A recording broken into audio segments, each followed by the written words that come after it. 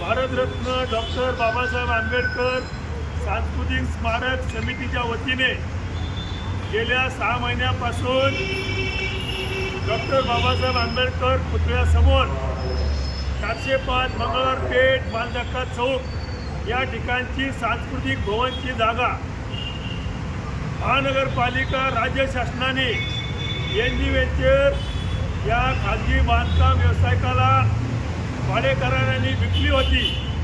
ती जागा सांस्कृतिक स्मारकाला मिळावी म्हणून पुणे शहरामध्ये अनेक लोकांनी आंदोलनं केली, परंतु ती आंदोलनं तकलादू ठरली। भारतरत्न डॉक्टर बाबासाहेब आंबेडकर सांस्कृतिक स्मारक समितीच्या वतीने जे आंदोलन उभं राहिलं ते आंदोलन आज यशाच्या मध्ये रूपांतर झालेलं आहे। या आंदोलनाला खऱ्या अर्थाने आज यश आलेले।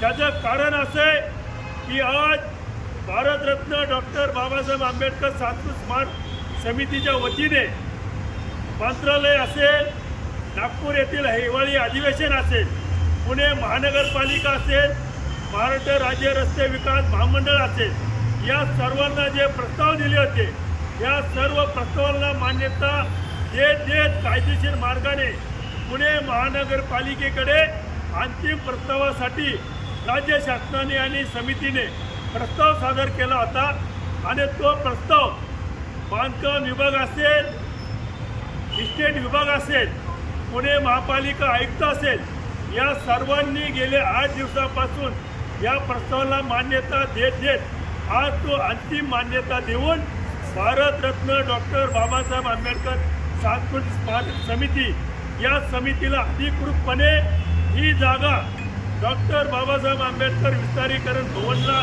सांस्कृतिक भवनला दिली आणि ही जागेवर फक्त आणि फक्त डॉक्टर बाबासाहेब आंबेडकरांचं भव्य दिव्य असं सांस्कृतिक भवनच होणार याचा आज निर्णय झालेला आहे।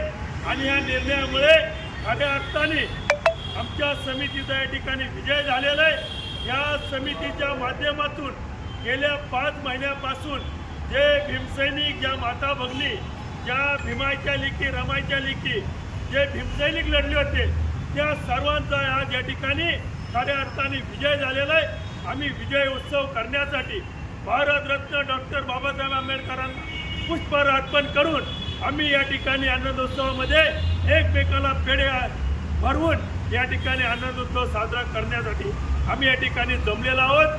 खऱ्या अर्थाने आज भारतरत्न डॉक्टर बाबासाहेब आंबेडकर सांस्कृतिक विस्तारीकरण भवन होण्याचा पहिला मार्ग आणि पहिला पाया रचलेला आहे आणि तो पाया रचलेला या ठिकाणी आपण हा खऱ्या अर्थाने एक भव्य दिव्य पुणे शहराला एक वैभव प्राप्त करणारं, वैभव प्राप्त करून नावलौकिक करणारं असं स्मारक या ठिकाणी होणार आहे। या ठिकाणी स्मारक जे होईल हे पुण्याच्या नागरिकांचं परिवर्तन करणारे असेल, सांस्कृतिक विचाराचा असेल, या ठिकाणी धार्मिक विचाराचा असेल, संविधानकार, घटनाकार, भारतीय राज्यघटनेचे शिल्पकार डॉक्टर बाबासाहेब आंबेडकरांचा जीवनातला इतिहास आणि भविष्यामध्ये भीमसैनिकांनी, संविधानवादी जनतेने, लोकशाही जनतेने कशा पद्धतीने आपलं जीवन जगावं याचं या ठिकाणी आपल्याला खऱ्या अर्थाने स्मारकामधून, सांस्कृतिक भवनमधून मार्गदर्शन मिळणार आहे। याचा मनस्वी आनंद आम्हाला सर्वांना झालेला आहे